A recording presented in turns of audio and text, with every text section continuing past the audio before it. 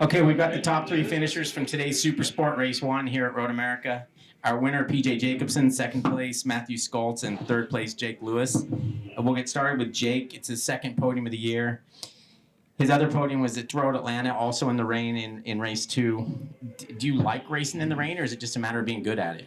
No, I've always, I wouldn't say preferred wet, but I've always been good in the wet just because, I don't know, it's more of a mentality thing and confidence thing. And, I mean, it's always the guys that are fast in the wet every time. You know, I knew PJ, Matt were going to be good in the wet. And the hometown hero, Farrell, before the red flag, I mean, he was hauling ass, taking a lot of risk. But then after the red flag, I don't know what happened. I looked back, and he was in fourth, actually. And then I was slowly kind of chipping away, but I really wasn't making inroads in PJ. There were certain parts I was faster, and then towards the back of the track, they were way faster. And then I made a big mistake going down into 5, and those two after that were kind of gone because I looked back and saw I had a huge gap, and the risk I was taking just to stay with them was a little bit high, and we were just spinning up in a straight line. It was pretty tricky conditions, and I was just happy to settle for third because I knew PJ was going to go after Matt no matter what. So just kind of sat back and watch them, and then feel like I did a badass wheelie over the line. You did. Yeah.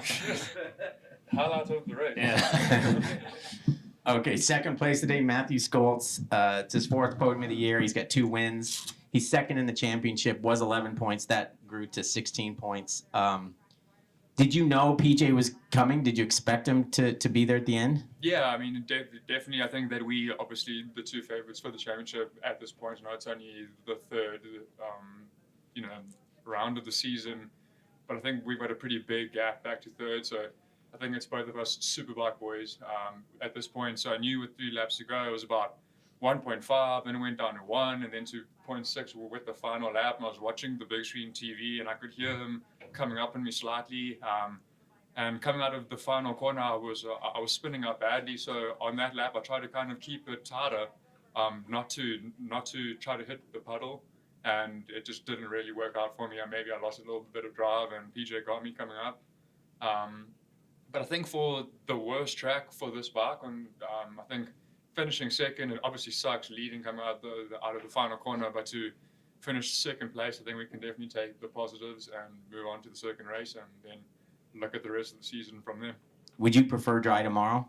Definitely, yeah. The wet's just always a little bit sketchy. PJ's good in both the conditions, but I just feel like there's a lot more factors that can cause you problems and crashes. And I mean, it's also sketchy going down towards Canada Corner. We kind of 5th gear pinned, and the thing's spinning up, and there's walls next to you. So it was a bit of a scary time out there, but it was fun. But yeah, I'm definitely looking forward to the dry race tomorrow. All right, thank you. Congrats. Our winner today, P.J. Jacobsen. It's his 3rd win of the year, and as I mentioned, he's in the championship lead by 16 points at this point. You're second to Matt for most of the race, but it looked like you got to that point where, like, okay, either I keep trying or I settle for second. Was that in your brain at all, or are you just saying, I'm going to catch him? Yeah, I mean, like, you don't really have an option at that point. I know we're only on the 3rd round, but I mean, if the guy that's closing on you in the championship is right there in front of you and this possibility to get him, then I'm going to get him, you know? I'm not going to just give up and just settle for a second. So, yeah, I was going for it.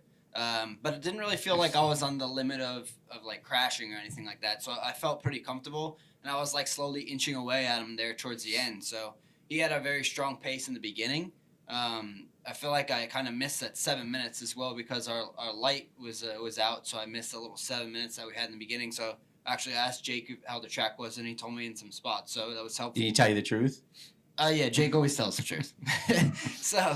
So it's kind of helpful, but yeah, it was a really good race, and before the restart, it was pretty crazy too because there was a big group of like 7 guys. So yeah, but Matthew was riding great, and yeah, it broke his heart, I guess, at the finish line there at the end. So that kind of Killing me. Did you?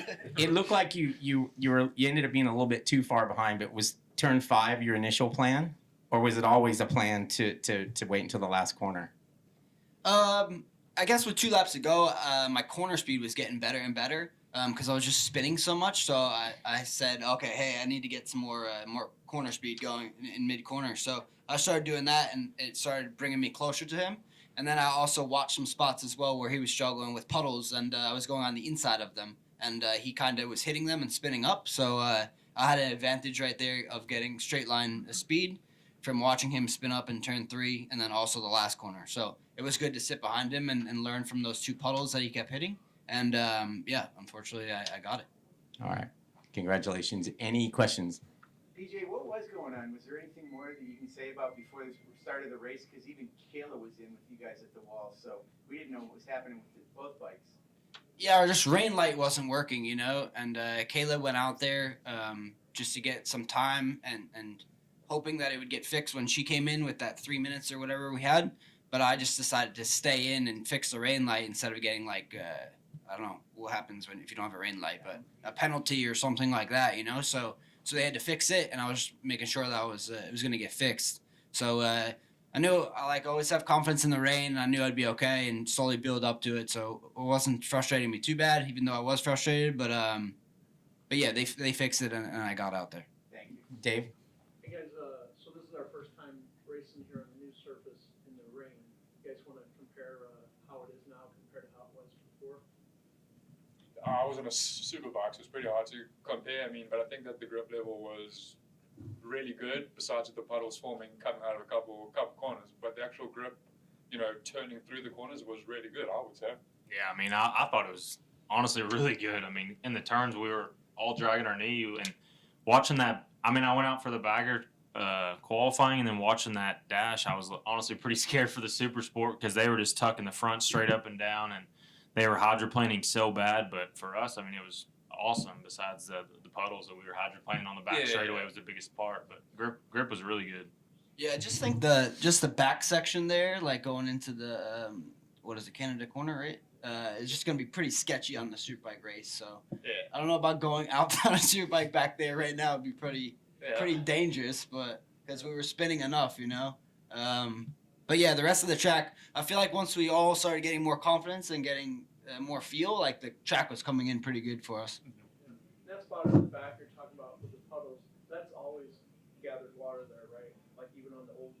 Yeah, always. Even back in the day when we raced here in the wet, it's always that whole straightaway. Just because I think the tree cover and then it's a little bit lower. Yeah, it's in the lower around here, and just kind of saturates it a little bit more, and just sits on the top of the concrete instead of running off a little bit. All right, break. Okay. Thank you.